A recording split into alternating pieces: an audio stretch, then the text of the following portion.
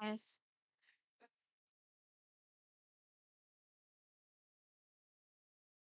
Langsung tiga-tiganya aja.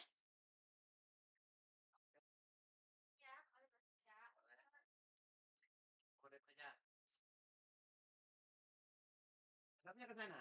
Ngadepnya ke sana, Ngadepnya ke Pak. MC. Aduh, jangan dong. Salaman dulu sama MC. Iya, Ya. saya Sehat, Malvin, Bu. Pak. Sehat. Alvin. Malvin. Oh, Iya.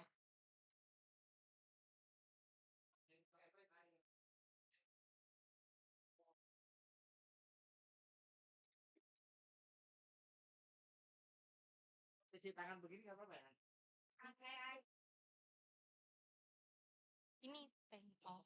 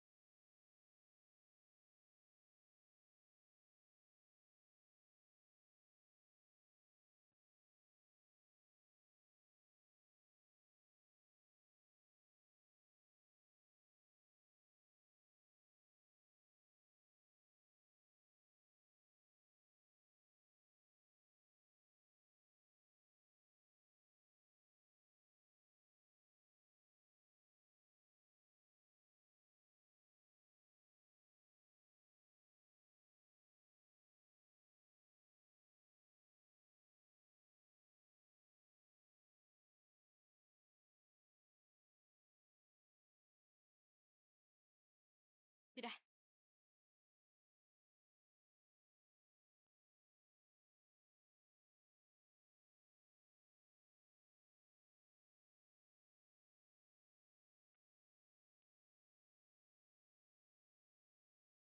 Baik. Halo Sobat Bawaslu, kembali lagi di kegiatan Pemilok episode 3. Hari ini kita akan membahas tema yang seru banget nih, yaitu rekrutmen penyelenggara ad hoc dari kita untuk demokrasi. Nah, untuk episode kali ini kita kedatangan narasumber yang menarik nih. Di sebelah kiri saya ada Ibu Liah Juliah, Koordinator Divisi SDMO Bawaslu Provinsi Banten. Dan di sebelah kanan saya ada Bapak M. Ali Zainal Abidin, Ketua Divisi SDM Penelitian dan Pengembangan KPU Provinsi Banten. Serta saya Maulida Alvina yang akan menjadi pembawa acara hari ini. Baik, hari ini kita nggak cuma dengerin materi aja nih, kita juga akan diskusi bareng. Jadi jangan ragu ya untuk raise hand ataupun tulis komentar di YouTube. Nah, kita langsung mulai aja kali ya Bapak Ibu. Karena udah banyak juga nih yang bertanya-tanya, gimana sih jumlah ad hoc di KPU sama Bawaslu? Apa juga sih yang bedain ad hoc KPU Bawaslu? Sama gimana sih proses rekrutmennya? Oke, kita mulai ya Bapak. Mungkin kita mulai pertanyaan dari Bapak Ali. Ini gimana sih Pak jumlah ad hoc di KPU Pak? Baik. Alat tes. Ada. Terima kasih pertanyaannya dari Mbak Alvin. Malvi ya. Eh, Sebelumnya saya Muhammad Ali Zainal Abidin, anggota KPU Provinsi Banten, Ketua Divisi SDM dan Litbang. Pertama saya ucapkan selamat Hari Raya Kartini yang bertepatan dengan hari ini tanggal 21 April tahun 2026. Mudah-mudahan semangat Kartini terus tumbuh di para Kartini-Kartini muda yang hari ini sudah luar biasa juga bisa mengisi di berbagai ruang-ruang publik ya. Seperti yang di hadapan saya ini Bu Kordip, Bu Liah Culiah yang luar biasa bagian daripada Kartini pada hari ini. Nah, mudah-mudahan ke depan banyak juga Kartini-Kartini lainnya yang bisa mengembangkan dirinya dan potensinya untuk pengabdian kepada bangsa dan negara. Bicara terkait dengan badan ad hoc, sesungguhnya kan secara umum sama lah ya. Tingkatan badan ad hoc baik itu di KPU maupun juga di Bawaslu. Badan ad hoc itu kan mulai dari tingkat kecamatan, kemudian juga tingkat desa kelurahan dan kemudian yang terakhir itu di tingkat TPS atau tempat pemungutan suara. Hanya memang kalau saya lihat yang membedakan itu kan dari sisi jumlah ya. Personil ad hoc antara KPU dengan Bawaslu jumlahnya ini kan sangat jauh lah ya, terutama di tingkatan ad hoc KPPS. Ya tentu pimpinan kita sebagai pengambil kebijakan punya punya pertimbangan karena ini juga tertuang di dalam Undang-Undang 7 tahun 2017. Tentu ada pertimbangan-pertimbangan di mana kemudian antara Badan Ad hoc KPU dengan Badan Ad hoc Bawaslu ini kan jumlahnya berbeda-beda. Nah, kalau di KPU Provinsi Banten sendiri, kalau bicara Badan Ad hoc yang di tingkat kecamatan maupun di tingkat desa kelurahan, baik itu penyelenggaraan pemilu maupun pilkada sesungguhnya kan sama. Karena kita bicara bicara pemilu dan pilkada kebetulan kan belum terlalu jauh lah ya penyelenggaraannya di tahun 2024 kemarin. Nah, kalau di di tingkat PPK atau di tingkat kecamatan, jumlah kecamatan yang ada di Provinsi Banten itu kan jumlahnya sama lah pastinya dengan jumlah kecamatan yang versinya Bawaslu sebanyak 155 kecamatan seprovinsi Banten. Nah, jumlah ad hoc-nya untuk PPK itu panitia pemilihan kecamatan itu jumlahnya 5. Sehingga 155 kecamatan, kemudian setiap kecamatan itu 5 orang, maka kemudian jumlah anggota PPK sebanten itu sebanyak 775. Nah, termasuk pun jumlah ad hoc di tingkat desa kelurahan. Karena jumlah desa kelurahan di Banten ini kan ada 1.552, yang mana jumlah PPS di KPU, Badan Ad hoc KPU yang ada di tingkat desa kelurahan atau PPS, itu kan masing-masing berjumlah 3. Sehingga jumlah PPS kita seprovinsi Banten itu sebanyak 4.656. Nah, baik penyelenggaraan pilkada maupun juga pemilu, jumlah itu sama. Memang yang membedakan itu adalah di TPS ya, untuk KPPS. Kenapa berbeda? Karena tentu kan jumlah TPS antara pemilu dengan pilkada juga jumlahnya berbeda. Kenapa ini membedakan padahal di tingkat kecamatan dan desa kelurahan itu sama? Karena ini berbasisnya adalah pemilih. Di pemilu jumlah TPS kita itu kan relatif lebih banyak. Ya, di pemilu kita itu jumlah TPS-nya sebanyak 33.324 TPS. Kalau di pilkada itu kan hanya 17.231. Nah, kenapa ini jumlahnya berbeda? Jumlah TPS-nya berbeda karena memang jumlah pemilih pada masing-masing TPS antara pemilu dan pilkada juga berbeda. Nah, kalau dalam kalau dalam pemilu itu kan maksimal itu kan hanya di 300.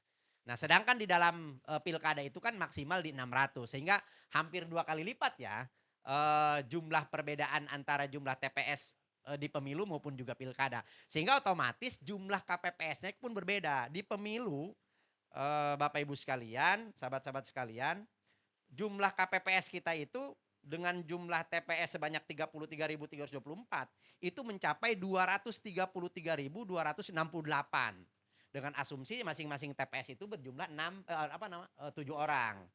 Nah, di pilkada karena jumlah TPS-nya lebih sedikit hanya 17.231 ya, tentu dengan jumlah KPPS yang sama seperti pemilu yaitu masing-masing TPS 7 orang, maka personil atau badan ad hoc di tingkat KPPS kita itu hanya 120.617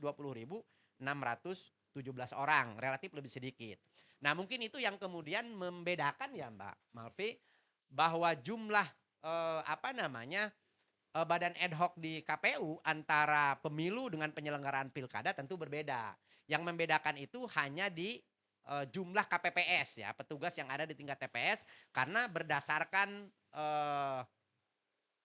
maksimal jumlah pemilih pada masing-masing TPS. Itu saja. Kalau selebihnya kan ya PPK, kemudian PPS di tingkat desa kelurahan karena berbasis jumlah wilayah ya, jumlah kecamatan dan jumlah desa kelurahan, maka tentu itu sama. Ya nanti nggak tahu nih Bawaslu ini kan apakah kemudian jumlah setiap desa kelurahannya sama atau berbeda, ya ini nanti akan bisa terlihat perbedaannya. Tapi saya pastikan bahwa kalau bicara personil, pasti personil banyakan di Bawaslu, mohon maaf di KPU. Karena jumlah KPPS-nya aja sebanyak 7 orang pada masing-masing TPS. Kira-kira gitu Mbak Malvi. Ya, baik, Pak. Kalau Bu Lia gimana sih ini komposisi jumlah ad hoc di Bawaslu itu sendiri? Ya, terima kasih Mbak Malvin. Selamat datang Pak Ali di Bawaslu Banten Makasih atas undangannya. dalam program Pemilog hari ini. Makasih juga Mbak Malvin. Dan ini di depan kita nih rame sekali nih teman-teman dari Bawaslu Provinsi Banten. Saya juga mengucapkan selamat Hari Kartini untuk semua perempuan di seluruh Indonesia, terutama di lingkungan Bawaslu Provinsi Banten ataupun di KPU Provinsi Banten. Walaupun di KPU memang belum ada keterwakilan perempuannya ya. Tapi tidak apa-apa, semangatnya pasti semangat perempuan-perempuan kuat. Berbicara tentang ad hoc ya, ini kita memang sengaja menghadirkan dari KPU biar masyarakat ini tahu Bang Ali, Ya. bagaimana perbedaan ad hoc di KPU dan Bawaslu. Kalau tadi Bang Ali sampaikan bahwa ad hoc di KPU itu ada yang namanya PPK ya, di tingkatan kecamatan. Nah kalau di Bawaslu itu ada yang namanya Panwascam. Nah, kalau di kita itu jumlahnya 3 orang. Jadi berbeda 2 ya, kalau di KPU 5 orang, kalau di Bawaslu itu 3 orang. Nah, kalau sebanten itu 155 kecamatan, jadi hanya jumlahnya 675.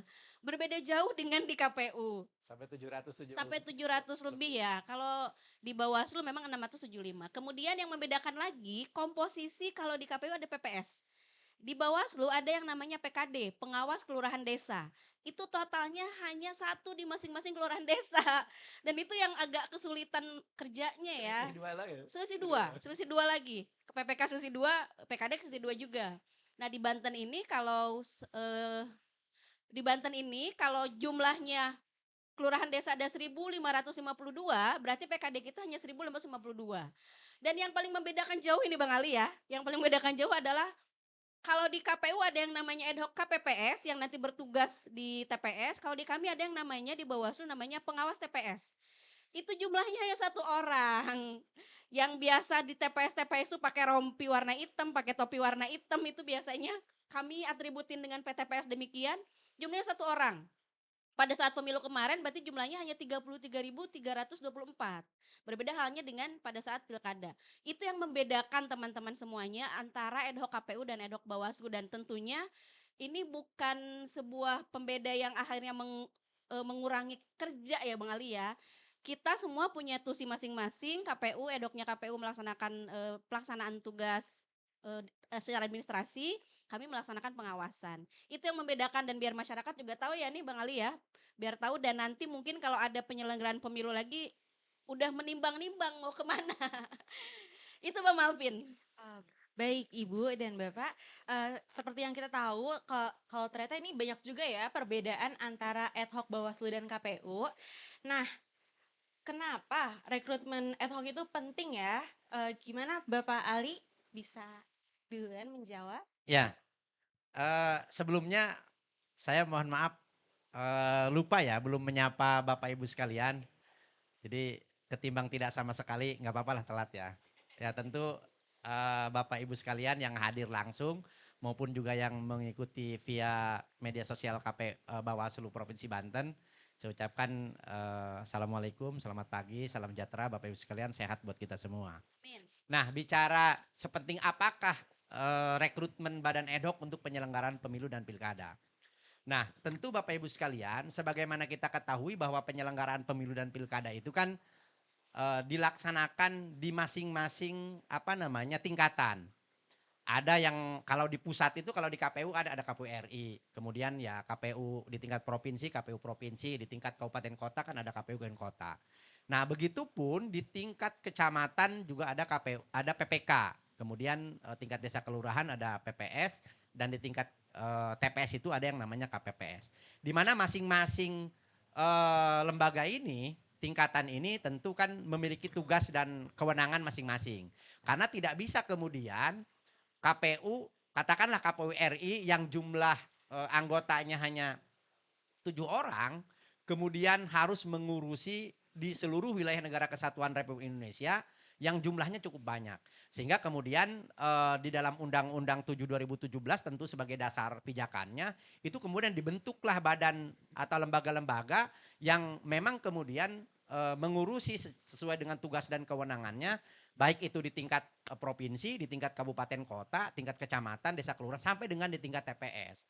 Untuk apa? Tentu untuk melaksanakan supaya penyelenggaraan pemilu maupun pilkada ini dipastikan pertama memang ada pemimpin di masing-masing wilayah dalam kepemiluan. KPU RI tentu adalah pemimpin dan penanggung jawab penyelenggaraan pemilu secara nasional.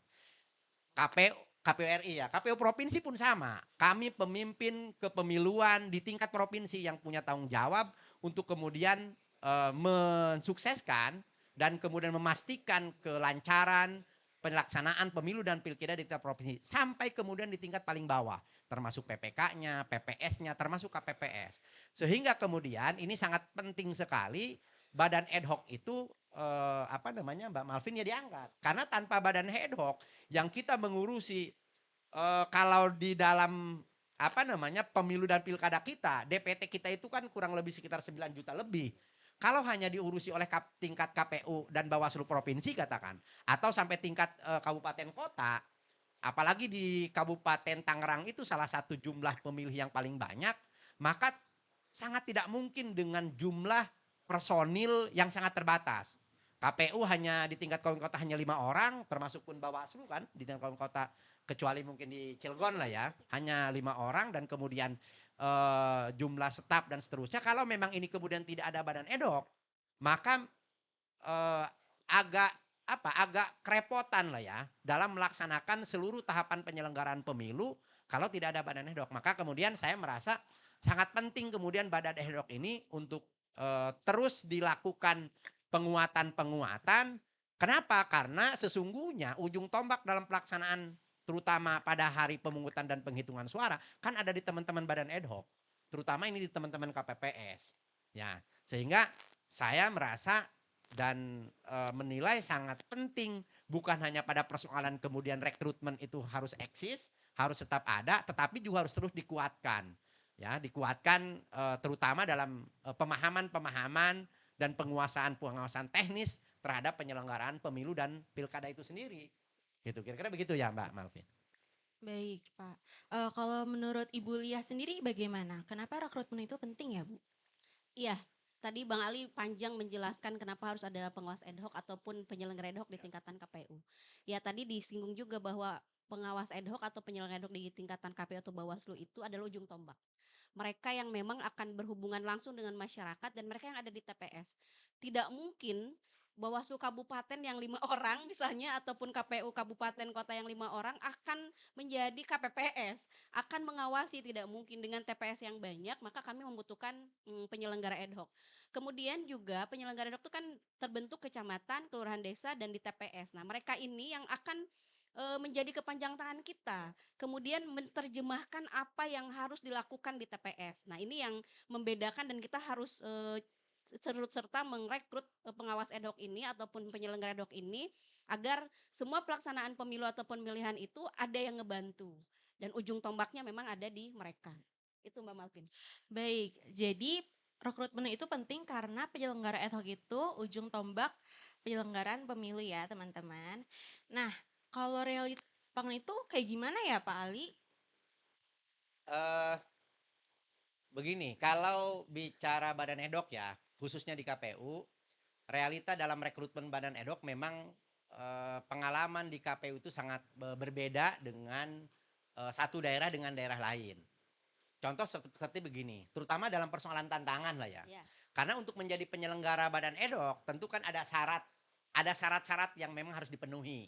Selain memang syarat usia, kemudian syarat pendidikan, kemudian yang bersangkutan juga kan harus betul-betul orang yang netral ya, bukan sebagai anggota partai politik, bukan sebagai tim sukses, termasuk juga kemudian harus dinyatakan oleh instansi yang berwenang bahwa dirinya sehat jasmani dan rohani. Apalagi hasil evaluasi pemilu tahun 2019 ke pemilu 2024, KPU RI itu menerapkan kebijakan usia untuk KPPS ya, itu mempertimbangkan minimal 17 tahun, maksimal 55 tahun. Kenapa demikian? Karena memang hasil penelitian di pemilu 2019 di mana ya kita ketahui lah banyak sekali memakan korban, salah satunya memang adalah diakibatkan oleh si korban itu memiliki penyakit bawaan. Yang sehingga dalam rekomendasinya itu ke depan ya kemudian diterapkan dalam pemilu tahun 2024 terkait dengan kesehatan itu kan kemudian harus menyertakan juga hasil pemeriksaan tensi darah, gula darah dan juga kemudian kolesterol. Termasuk di dalamnya usia karena ternyata korban dulu itu badan edok yang menjadi korban ternyata memang selain dia memiliki penyakit penyerta usianya itu rata-rata 60 ke atas. Sehingga makanya kemudian kebijakan mengambil maksimal di usia 55 tahun. Nah, dengan kebijakan itu sebetulnya ini kan sesuatu yang menurut saya sangat bagus lah ya.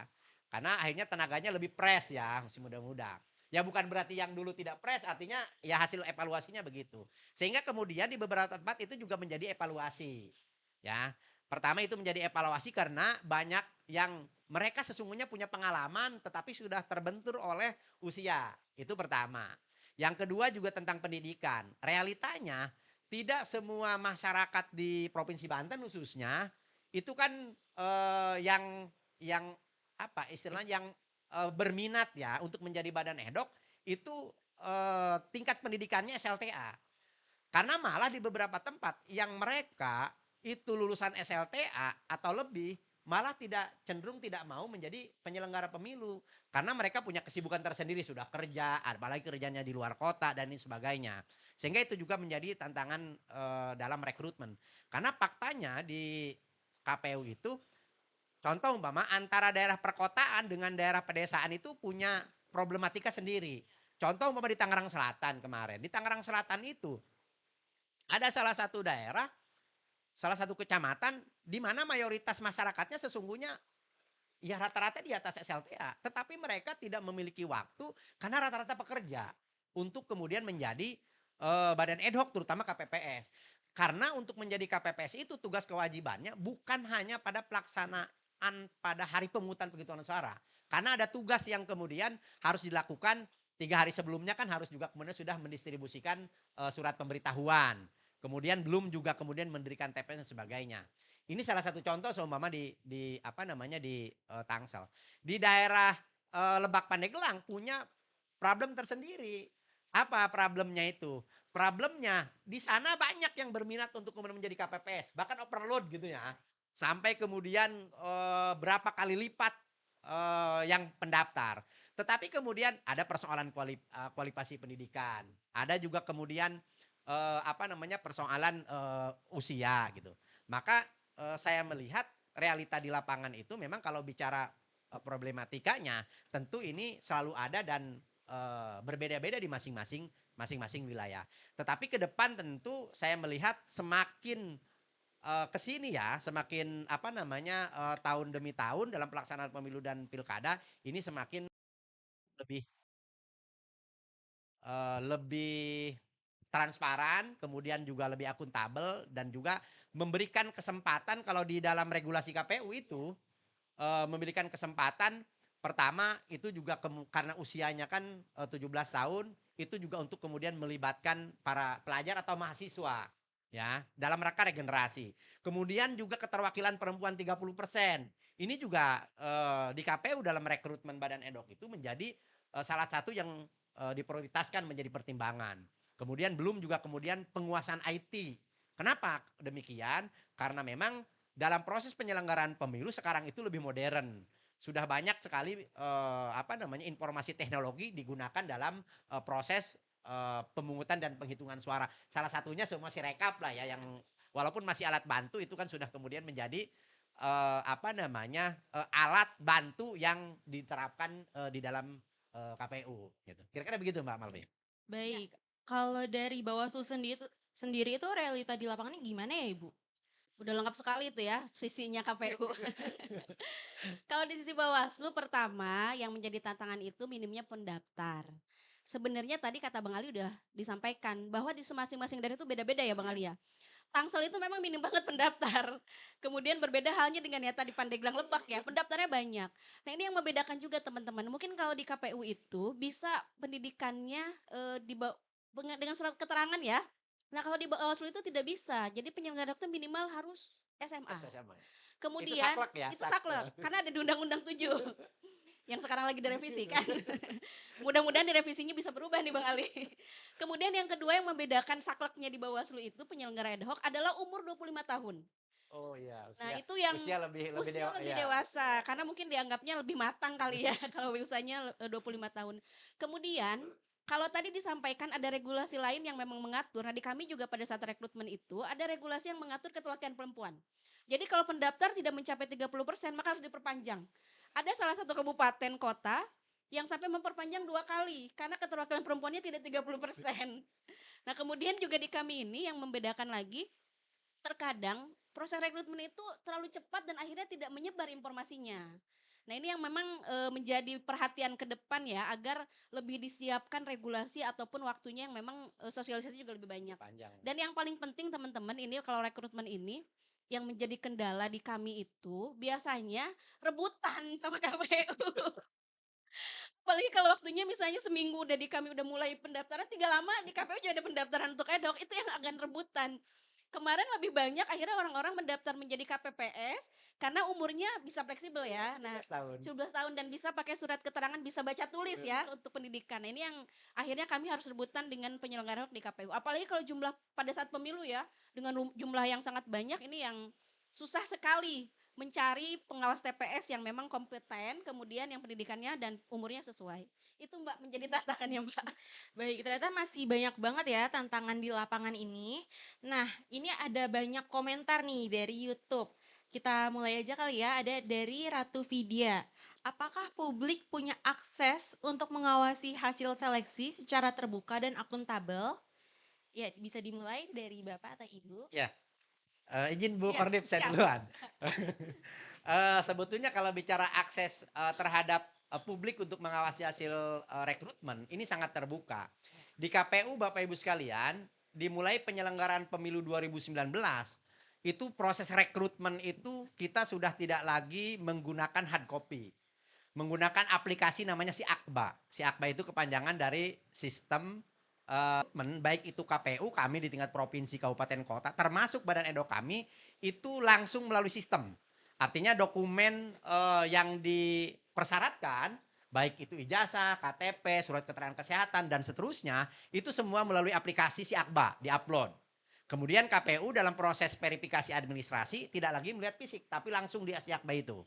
Ya. Nah, baru ketika sudah dinyatakan lulus, baru kemudian hard copy-nya memang tetap harus dikumpulkan. Ya, dikumpulkan, diserahkan kepada KPU.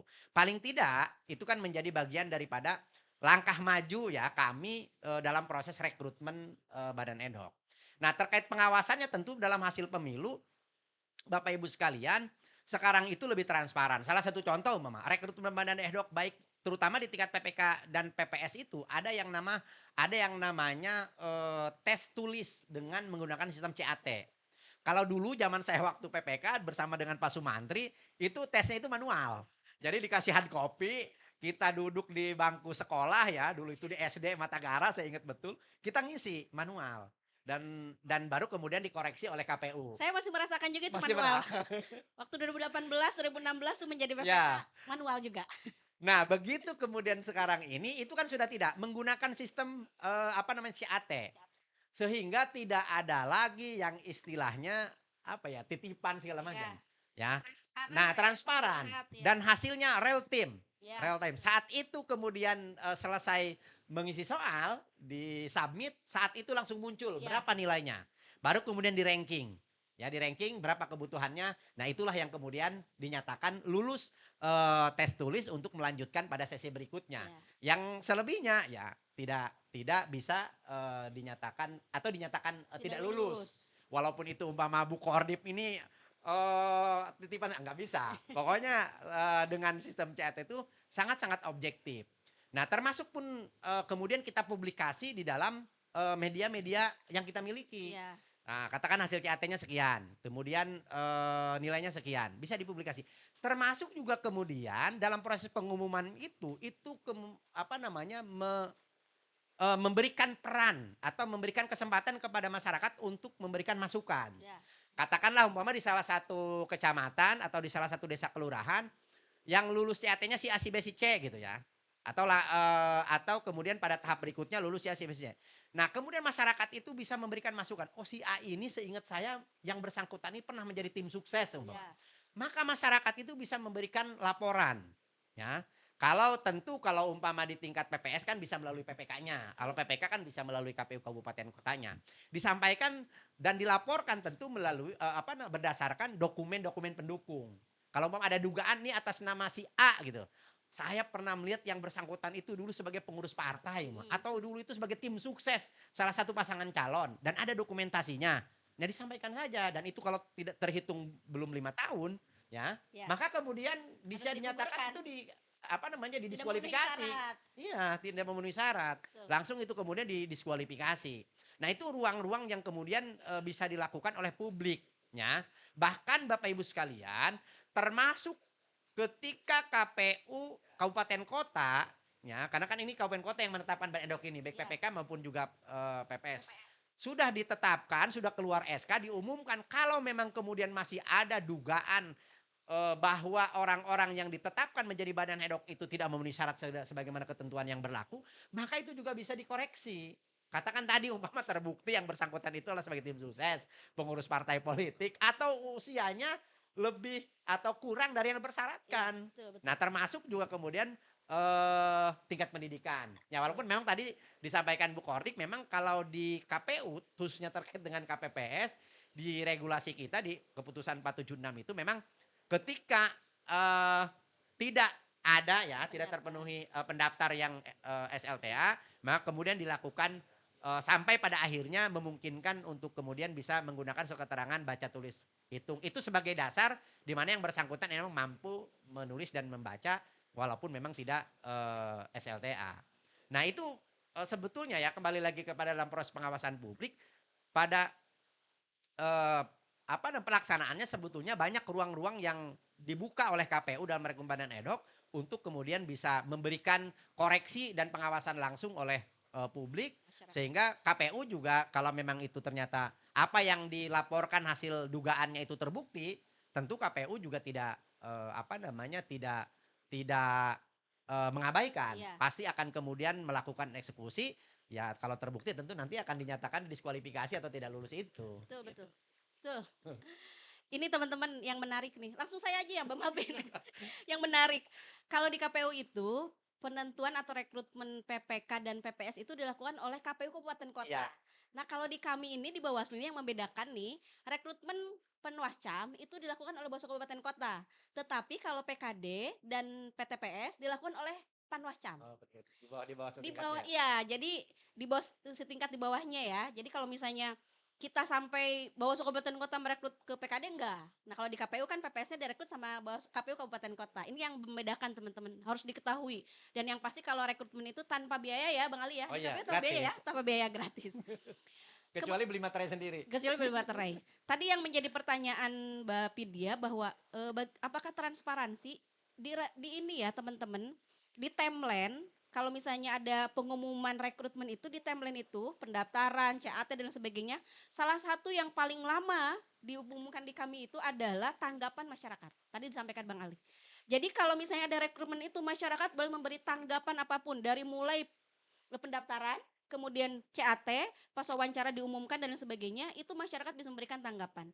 Tadi benar kata Bang Ali, di kami pun sama di Bawaslu bahwa kalau misalnya ada tanggapan masyarakat mengenai salah satu calon ad hoc kami baik itu di Panwascam, PKD atau di PTPS, kami akan melakukan klarifikasi. Contohnya di kami pernah ada yang begini Bang Ali. Pernah ada yang melaporkan bahwa salah satu calon itu terdaftar di Sipol. Oh iya. Maka dari itu kami akan memanggil yang bersangkutan. Kemudian yang bersangkutan akan ke KPU menyampaikan bahwa ini nama saya dicatut. Dan yang paling penting kami akan melakukan klarifikasi kemana? Ke partai. kami akan datang ke parpol, benar nggak nama bersangkutan ini anggota parpol atau bukan. Dan mereka harus membuat pernyataan juga dari parpol itu. Itu yang menjadi transparansi kami ke masyarakat. Rekrutmen ini bukan hanya milik segelintir orang, tetapi milik semua orang. Dan semua masyarakat, apalagi di Banten ini, bisa memberikan masukan dan tanggapan terhadap ad hoc kita yang nanti akan terpilih agar kualitas pemilu lebih baik, dan ad hocnya juga harus tentunya berintegritas dan baik tentunya ya Bang Ali ya. Jadi itu tahapannya di semua, baik itu di KPU ataupun di Bawaslu, pasti ada yang namanya tanggapan masyarakat pada saat rekrutmen. Cuma hal yang membedakan juga kalau di KPU sudah tidak lagi pendaftaran pakai kertas ya. Kalau di Bawaslu itu masih, dan ini sedang disiapkan nih aplikasi yang mungkin mudah-mudahan tahun depan kalaupun misalnya udah mulai tahapan, nanti kita sudah siap dengan aplikasi pendaftaran Panwascam lewat apalah itu ya nama aplikasinya. Sebenarnya ada namanya Siap. Sistem informasi apa ya namanya Siap. Tapi itu kalau sudah lulus mereka mengupload data. Nah, kalau dari pendaftaran itu tidak seperti di KPU. Itu Mbak Marvin. Baik, ini ada banyak pertanyaan ya di YouTube, antusiasmenya sangat tinggi ya. Nah, Karena ini menyangkut hak hidup. Biasanya betul kalau ada ngomongin rekrutmen itu udah pada antusias nih Bang Ali ya. Apalagi menanya kapan nih rekrutmennya. Jangan-jangan ini badan edok kemarin. Iya. betul sekali ya. Oke, pertanyaan selanjutnya ada dari Raka Prihandana. Bagaimana cara memastikan calon penyelenggara ad hoc bebas dari afiliasi politik praktis? Oh, ya. Bisa dimulai dulu dari Bapak atau Ibu? Siap. Dari Mas Raka ya. Nah, terkait dengan untuk memastikan bahwa Ban Edok itu tidak terafiliasi oleh partai politik, tentu banyak filter ya, banyak penyaringnya. Pertama, dan itu penyaringnya itu dari mana-mana. Pertama tentu pada saat kalau di KPU pada saat pendaftaran yang bersangkutan itu kalau memang pernah menjadi anggota partai politik dan itu sudah mengundurkan diri minimal 5 tahun, maka itu harus ada surat pernyataan dan juga surat keterangan dari partai politik yang itu disampaikan kepada kami untuk memastikan bahwa yang bersangkutan memang sudah tidak lagi menjadi anggota partai politik. Itu juga batasannya minimal 5 tahun sudah mengundurkan diri. Ini yang pertama. Yang kedua, tentu KPU juga kemudian jika ada dugaan kira-kira bahwa kira-kira ini yang bersangkutan ini adalah pernah menjadi anggota partai politik gitu atau pernah terlibat menjadi tim sukses, maka juga ada ruang di mana KPU juga nanti akan melakukan proses klarifikasi ya. Proses klarifikasi biasanya itu dilakukan pada saat wawancara untuk membuktikan bahwa yang bersangkutan itu benar atau tidak terafiliasi dari partai politik. Nah, selain itu memang seperti apa yang tadi juga sudah disampaikan oleh Bu Kordip bahwa pada saat pengumuman setiap tahapan itu kan selalu dilakukan tanggapan dan masukan dari masyarakat. Nah, ini menjadi penting maksud saya. Karena bagaimanapun juga KPU tentu kami punya keterbatasan informasi, mungkin juga dari yang bersangkutan atau si calon badan edok itu juga ada yang ditutup-tutupi, ya. Kami kemudian juga punya keterbatasan, maka ada ruang di mana publik juga bisa memberikan masukan terhadap calon badan edok kita yang diduga umpama terafiliasi dengan partai politik maupun juga kemudian dengan tim sukses. Nah, terakhir Bapak Ibu sekalian, sahabat-sahabat Bapak sekalian, kalau kemudian sampai pada akhirnya KPU menetapkan ya dan kemudian masih ada masukan dari masyarakat terkait dengan dugaan-dugaan keterlibatan badan edok sebagai anggota partai politik maupun tim sukses, maka itu juga ruang itu masih dibuka. Sehingga jika kemudian itu terbukti dan kami juga tidak segan-segan di tengah jalan pun akan kami putus. Akan kami berhentikan ya, akan kami berhentikan dan kemudian kami ganti dengan yang memenuhi syarat. Kenapa semangatnya?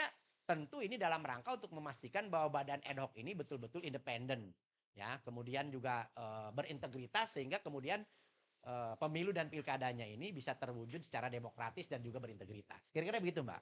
Betul Bang Ali. Kalau di Bawaslu ini ada yang unik nih Bang Ali. Kalau misalnya pada saat pendaftaran itu kami ada filter dulu. Jadi filter, kami akan meminta yang mendaftar itu untuk dicek KTP-nya atau NIK-nya di Sipol. Jadi itu udah filter dari awal tuh kami. Semua bawaslu kabupaten kota wajib memfilter dulu yang mendaftar. Misalnya ada yang ngasih berkas dokumen pendaftaran. Mereka wajib ngecek dulu apakah nama tersebut ada di Sipol atau tidak. Itu kendali pertama ya Bang Ali ya. Iya. Karena kita kan saat ini belum punya aplikasi atau kendali apa yang bisa kita cek untuk seorang itu apakah daftar menjadi pengurus atau enggak dari parpol. Nah, salah satu caranya kita ngeceknya ke Sipol. Nah, kedua, kami juga melakukan pendaftaran kalau banyak yang daftar itu kami juga menanyakan ke mereka dan mereka wajib mengisi formulir yang di mana di situ mereka menyatakan tidak pernah terdaftar menjadi anggota partai politik. Nah, materai itu bermaterai 10.000 nih. Jadi kalau misalnya apakah rekrutmen gratis? Gratis, cuma ada materai 10.000 itu. Jadi ada pernyataan itu yang wajib pada saat orang daftar membawa berkas itu pernyataannya tidak pernah terlibat menjadi anggota partai politik. Nah, itu yang rentan kendali kita. Jadi dari awal pun kita sudah mengecek nih orang ini apakah teraliansi atau tidak. Ya kalau tadi Bang Ali sampaikan ya kalau memang ternyata di Sipol tidak ada, tapi ternyata ada dokumen yang mengirimkan ke kita bahwa itu pernah ada foto ataupun misalnya SK bahwa pernah politik, maka kami juga tidak akan segan memberhentikan. Ini kalau komitmen kita kayaknya sama ya, komitmennya sama bahwa orang-orang yang memang ada komunikasi atau terafiliasi partai politik pasti akan kami cut. Gitu. Itu Mbak. Baik, Sobat Bawaslu, jadi kita udah tahu ya realita di lapangan seperti apa. Nah, untuk ciri penyelenggara yang ideal itu seperti apa ya? Bagaimana Bapak Ali? Ya, kalau bicara apa Real. namanya penyelenggara yang ideal, tentu ya yang dipersyaratkan oleh Undang-Undang Pemilu. Betul. Pertama ya dari sisi usia terpenuhi, kemudian pendidikannya terpenuhi, kualifikasinya, ya, kemudian juga tentu tadi bebas dari afiliasi partai politik, bebas kepentingan, tidak menjadi tim sukses, sehat jasmani rohani. Dan kemudian tentu kan bisa melaksanakan tugas dan kewajibannya sebagai itu sebetulnya bicara yang ideal. Nah itu yang kenapa kemudian dalam rekrutmen badan ad hoc itu ada persyaratan yang mutlak yang harus dipenuhi karena dalam rangka menuju itu, ya. Karena dalam rangka menuju bagaimana kemudian kita bisa membentuk badan ad hoc yang ideal, yang cakap, yang kompatibel, yang kompeten dan kemudian tentunya tidak mengabaikan prinsip-prinsip independensi, kemudian juga non partisan gitu kan. Termasuk juga kemudian ini dalam rangka supaya terwujudnya pemilu yang demokratis dan berintegritas. Ya. Langsung saya Mbak ya. Udah disampaikan Bang Ali. Yang pasti kita juga mencari orang-orang yang memang bisa komunikasi ya Bang Ali ya. Selain bisa bekerja, bisa komunikasi dan tentunya orang-orang berintegritas. Kalau integritas saja sudah digadaikan, maka kita juga belum tahu bagaimana hasil pemilu kita ya. Maka dari kalau di kami itu pasti kami memastikan dulu orang-orang tersebut bisa komunikasi dulu dan bisa bekerja ya. Tadi kan persyaratannya udah jelas ya. Harus tidak boleh terafiliasi dan sebagainya. Kalau orang itu sudah dari awalnya berintegritas, menunjukkan integritasnya dan mereka juga kerjanya baik, maka ke depan juga saya yakin ya penyelenggara kita, ad hoc kita juga bakal lebih baik lagi dan tentunya kualitasnya juga lebih baik. Yang pasti itu ya Bang Ali ya. Iya. Baik, jadi teman-teman kita tuh yang pertama harus berintegritas ya. Nah, kemudian ada komentar lagi nih dari YouTube. Dari Dandi, keterwakilan 30% apakah menjadi sebuah keharusan atau cuma memperhatikan saja? Ya. Bagaimana? Baik, saya izin ya Bung Iya. Orif, selalu duluan nih. Gak apa-apa, ini karena hari Padahal saya Kartini, ingin jadi saya memberikan kesempatan buat laki-laki. Karena padahal- ini kami dirayakan. Malah saya juga sama ingin memberikan kesempatan kepada Enggak, perempuan kalau lebih gak dulu. apa-apa kami hari ini dirayakan, jadi tidak apa-apa laki-laki aja yang duluan. Jadi begini ya, kalau bicara keterwakilan perempuan 30%, memang di dalam Undang-Undang 7 2017 tentang pemilihan umum, termasuk juga kalau di KPU peraturan KPU, kemudian keputusan-keputusan KPU, itu bunyinya memang memperhatikan, bukan kewajiban, Betul. bukan kewajiban. Nah agak berbeda memang dalam konteks kepengurusan partai politik. Ini saya sedikit ya coba untuk membandingkan. Kalau di Undang-Undang 7 tahun 2017 ada kewajiban di mana partai politik dalam menyusun kepengurutannya di tingkat pusat wajib keterwakilan perempuan 30%. Itu wajib bunyinya. Nah, di penyelenggara pemilu, Bapak Ibu sekalian, sahabat-sahabat sekalian, itu baik di tingkat undang-undang maupun di tingkat keputusan, baik KPU maupun mungkin Bawaslu dan juga surat edaran, itu memperhatikan. Jadi memperhatikan keterwakilan 30%. Nah, ini memang yang mungkin ke depan menjadi tantangan nih perempuan. Pada akhirnya diakui atau tidak diakui, karena ini kan sifatnya memperhatikan bukan kewajiban, maka di tingkat ad hoc kita masih ada yang tidak ada keterwakilan perempuan 30%. Kalau di kami di KPU memang ada 2 kondisi ya. Kondisinya begini. Pertama, ada kondisi di mana memang pendaftar itu tidak ada perempuan.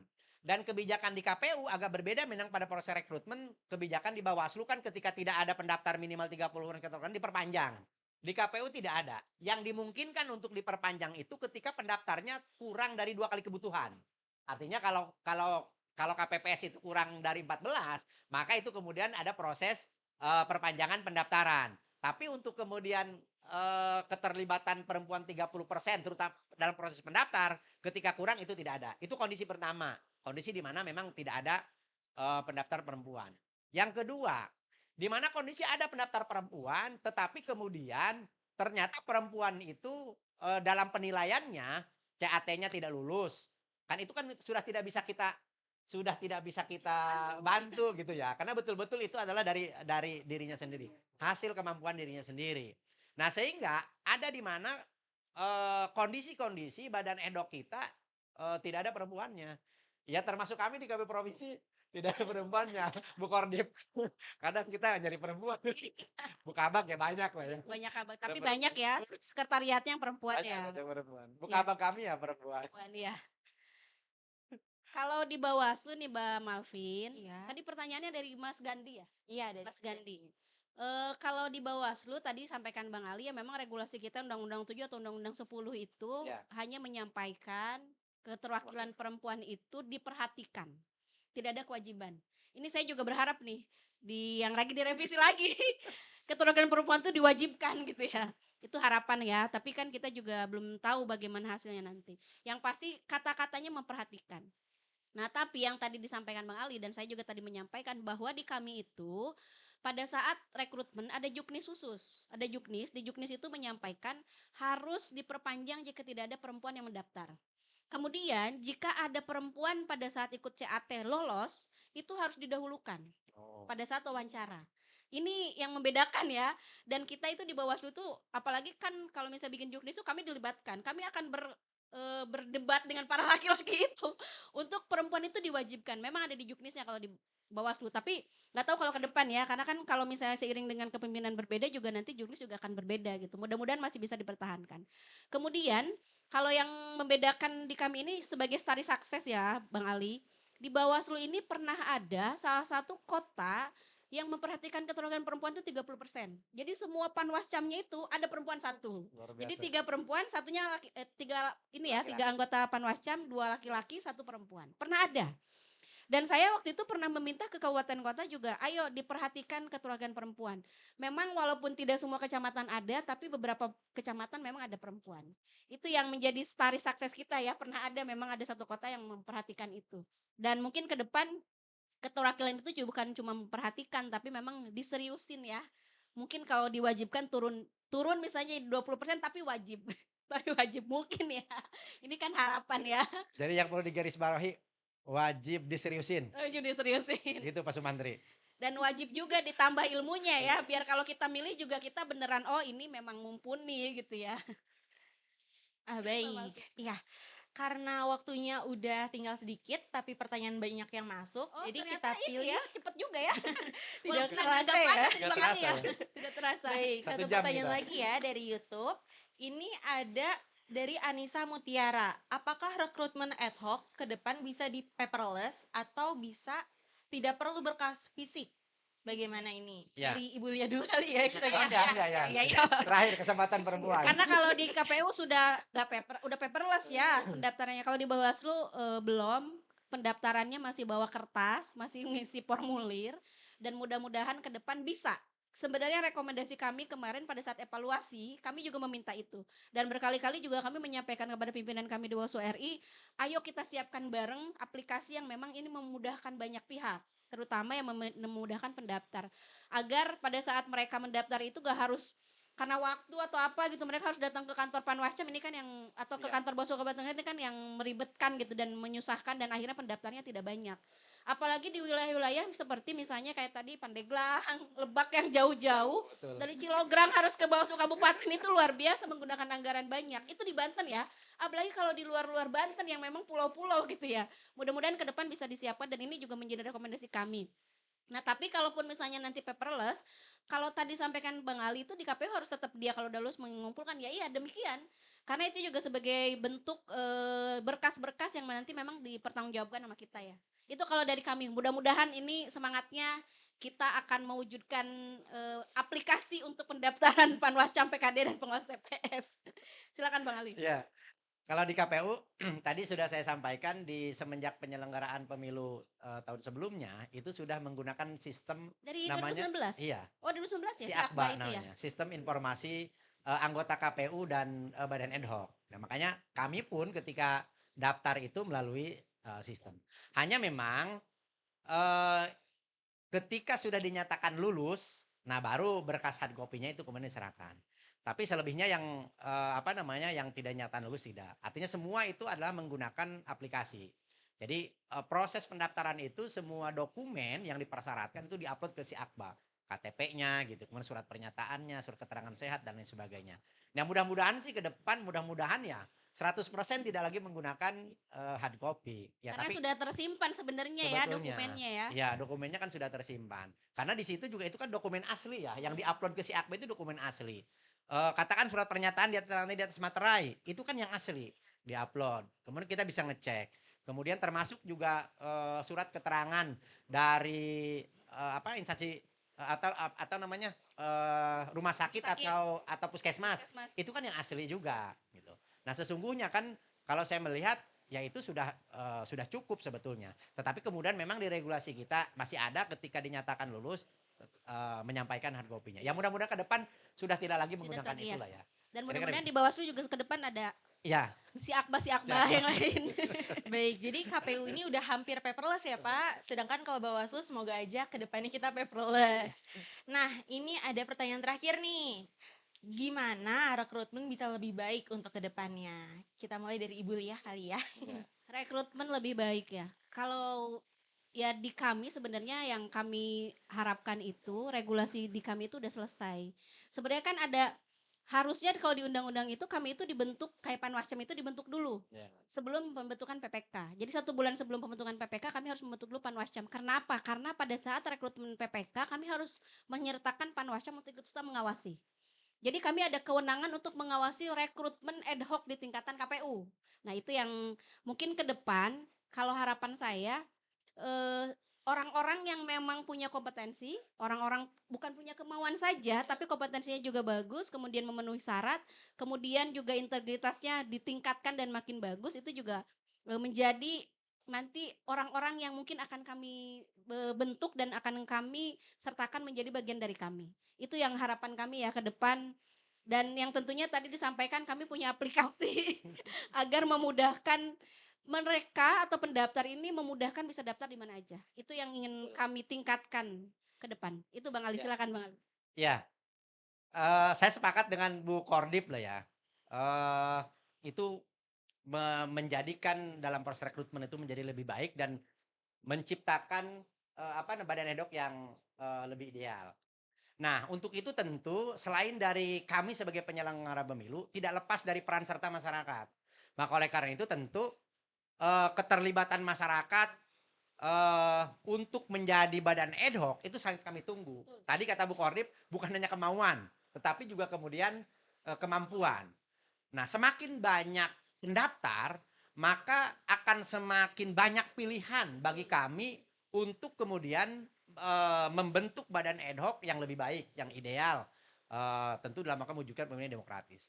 Nah, selain itu juga kemudian tentu yang tidak kalah penting adalah peran serta masyarakat dalam proses pengawasan. Ya, karena di KPU juga kalaupun kita ini adalah apa namanya proses rekrutmen itu diawasi juga oleh teman-teman Bawaslu, peran serta masyarakat dalam proses pengawasan terhadap rekrutmen itu juga sangat penting. Karena di dalam Undang-Undang 7 kan jelas, pemilu itu dilaksanakan berdasarkan partisipasi masyarakat. Kalau bicara partisipasi masyarakat kan bukan hanya pada persoalan datang menggunakan hak pilih pada hari hak ke TPS.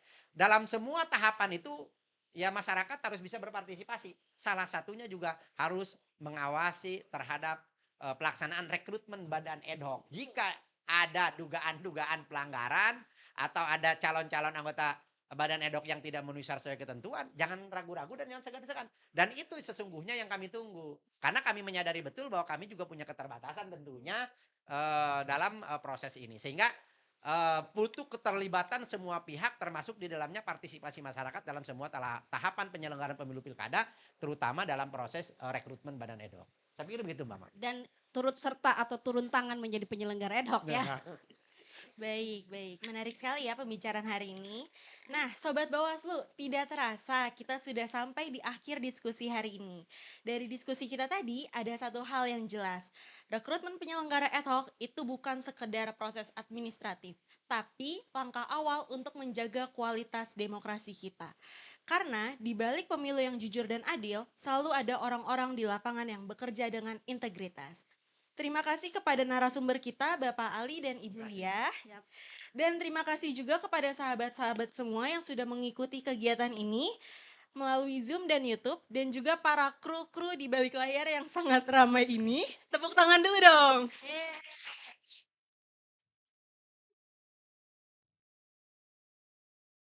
Baik, sampai jumpa di pemilog selanjutnya. Salam demokrasi.